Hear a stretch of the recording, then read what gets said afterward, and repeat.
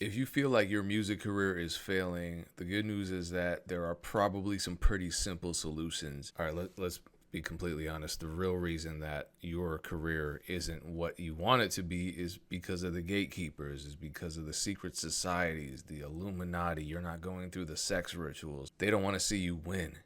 They don't. And they're listening to this conversation right now that we're having. I'm playing. But that's what a lot of people think. And a lot of the people who feel that way are just simply making these completely avoidable mistakes. So the good news is if you avoid these simple mistakes, you're already ahead of probably 80% of your so-called competition. So producers, rappers, whoever. It's actually pretty easy to stand out among the crowd. I'm going to show you a couple extreme examples. So right now, I'm working with an agency, thankfully, because I don't have time to do so much outreach, especially over the last couple of weeks. I've been teaching full time at a summer music camp. So in theory, them creating this system for me makes my life easier. Well, here's what's happened. This is what my inbox looks like. So they send out an automated, everything's automated, right? So if they want to submit beats or music to my review show, and as a matter of fact, if you join the Discord via Patreon, number one, it helps me make content. It is,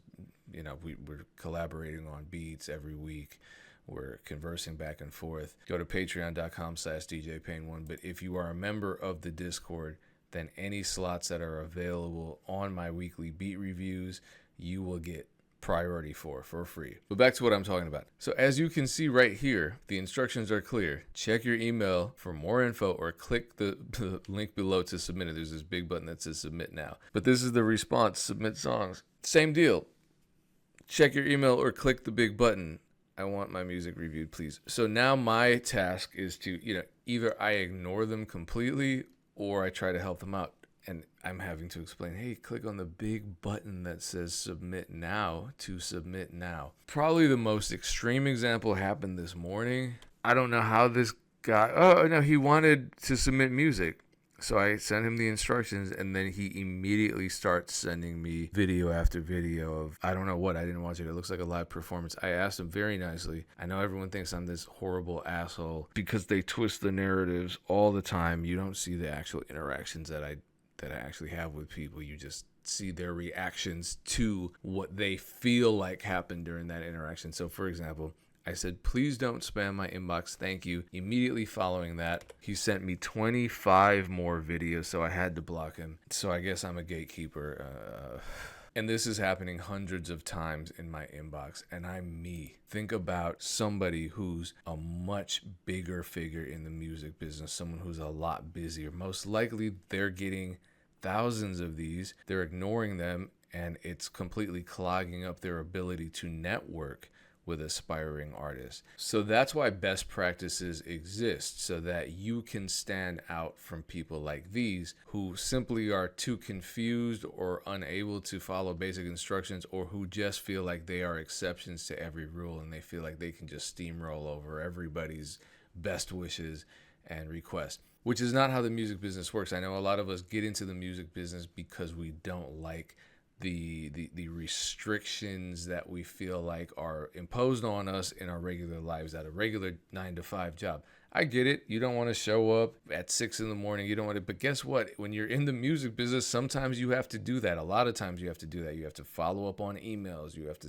read and sign contracts. You have to delegate. You have to wake up, show up to sessions on time. All this stuff. The freedom comes from the fact that we're working for ourselves, in the sense that whatever benefits whatever strides we make, they work for us, not for some, CEO or supervisor. But just because we have more freedom than your typical employee, wage worker, whatever, salaried worker, and because we get to do something creative, that doesn't mean that we can mistreat people or just make up the rules of engagement when it comes to networking and collaborating on the spot as we see fit based on our feelings at that moment. That's not how things work. So let's talk a little more in depth about this.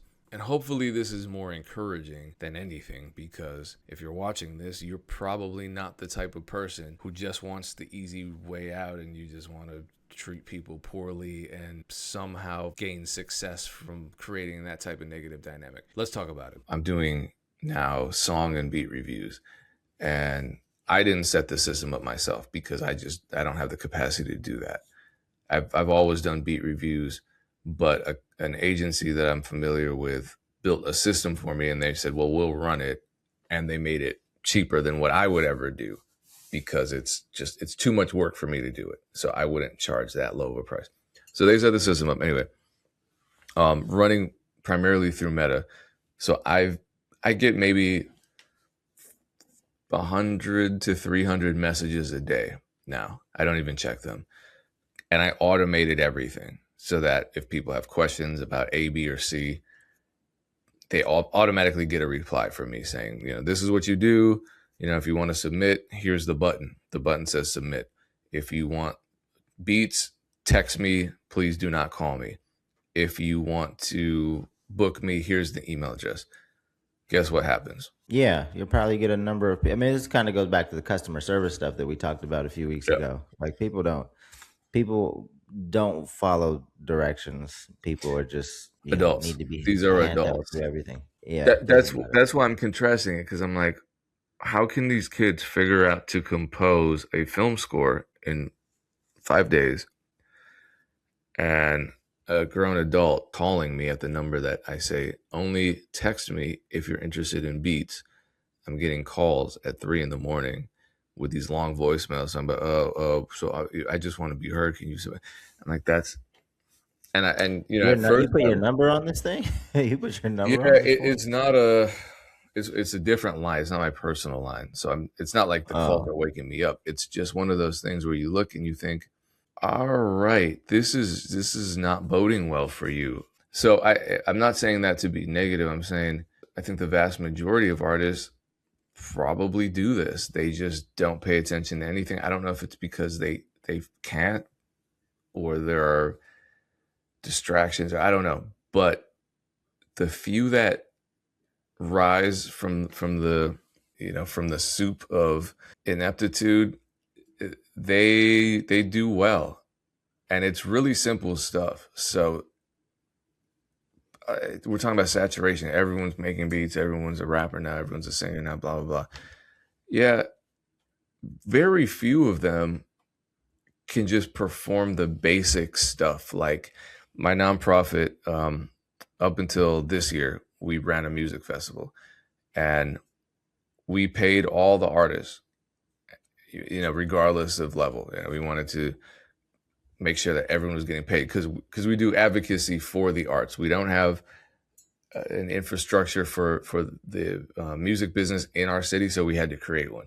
And so to put our money where our mouth is with our mission statement, we were not booking artists and saying, okay, you just, it's for exposure, you can play. No, we were paying a lot of money for these artists, and very simple instructions: show up at this time, bring a W-9.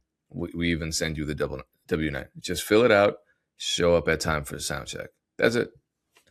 And a lot of times we couldn't even get that. So when I think about just working with artists in general, if they behave that way at other positions, at traditional jobs, they would pretty much immediately get fired.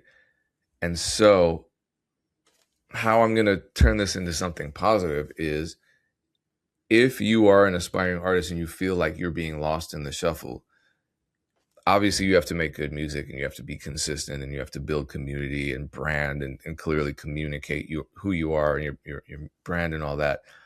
But on the other hand, the intangible stuff, really kind of put that in the music. The straightforward stuff is just showing up on time. If someone says, hey, email me 2 songs for this booking opportunity, and you send them a Dropbox with 50 songs in it, they're probably just going to not have time for that shit, because people don't have time for stuff. People that are the movers and shakers in the music business, they don't have time for all that. And so if you just yeah. give them the right experience from the beginning, they will probably be impressed, because you are a small minority, a very small minority of people who just not necessarily have their stuff figured out, but just listen and behave professionally. And behaving professionally is simply just doing what the situation requires at a competent level. That's it. It's actually really simple, don't you think, Dame? I mean, it is, and even the opportunities that I still have for artists here and there, like I'm typically looking for the person that's going to make my life easier because I'm in meetings all day. Like I said at the top of this podcast, we're putting together a movie. These movies are heavy lifts. There's a lot of people involved. We're raising the quality of what we're doing. There's just a lot more positions to fill and a lot more conversations to have. So when it comes to the music, I'm looking for people that can make this process easier, right? I think sometimes, when you present an opportunity and you have the instructions and people still hit you direct and want to have the conversation, like they think they're making progress because they're actually talking to you, right? And they think they're kind of getting ahead of the line when in reality it's the people that are just following the directions making the process easier are the people that are making more progress, right? You might be talking directly to DJ Payne, but in his mind, he's like, damn, this dude's taking up my time. There were directions right on the website. Why didn't he just push the submit button? But this person's talking to you thinking that they have they're thinking that they're getting ahead of the game, not knowing that you're kind of messing up the process. So, you know, for the folks that want opportunities, that care about opportunities, you have to try to put yourself in that person's shoes, right? And think about all the things that they must be going through in order to present this process and make their life easier. It's not just about doing the thing. It's about how do you fit into make their life easier so that they want to continue to work with you. So it is a lot of common sense. It maybe it just takes more interaction with folks, more communication with folks to develop that emotional intelligence so that you can understand, one, that you do need to put yourself in that person's shoes, and then two, like how to do that, to help make things I'm looking for people to make my life easy. Yeah, I'm looking for dope music. You're talking about empathy But now.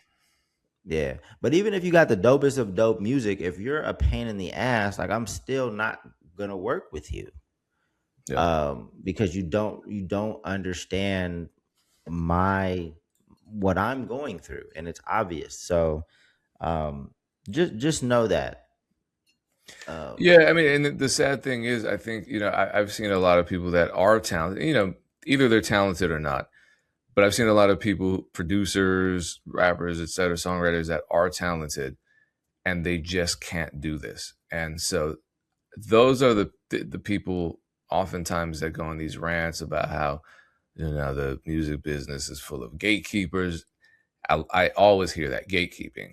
It'll be like someone will send me this really happened. Someone will send me a DM and it's like, hey, fuck with me. I'm hotter than anyone you ever met. I don't reply because what do you want me to say to that? And then a month later, I get a follow up from them all angry, talking about this. Why you don't fuck with nobody? You forgot where you came from. You're a gatekeeper. And then they go on, social media and post. They don't want me in the industry because everybody's fake. Everybody's getting diddied. Everybody's doing this. Everyone's satanic. Everyone's selling their soul. Not me. I never sell my soul. Yeah, being professional isn't selling your soul. And I think the simplest way to look at it is just pretty much everyone has had a day job. Just don't do shit that will get you fired at your day job at music.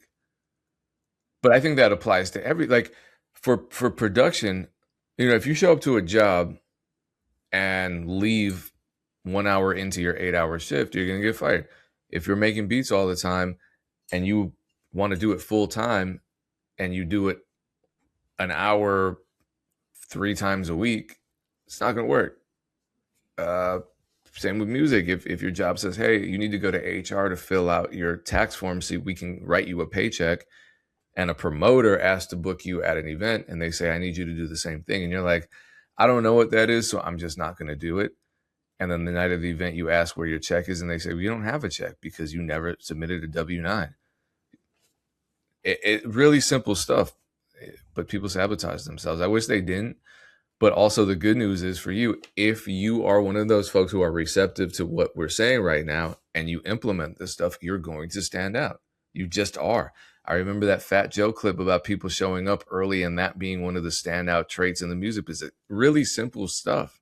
The easiest stuff. Just handle business like an adult, and you will stand out. I say it out loud, and I'm thinking, damn, that's kind of painful to say because it's really that bad, but it's really that bad.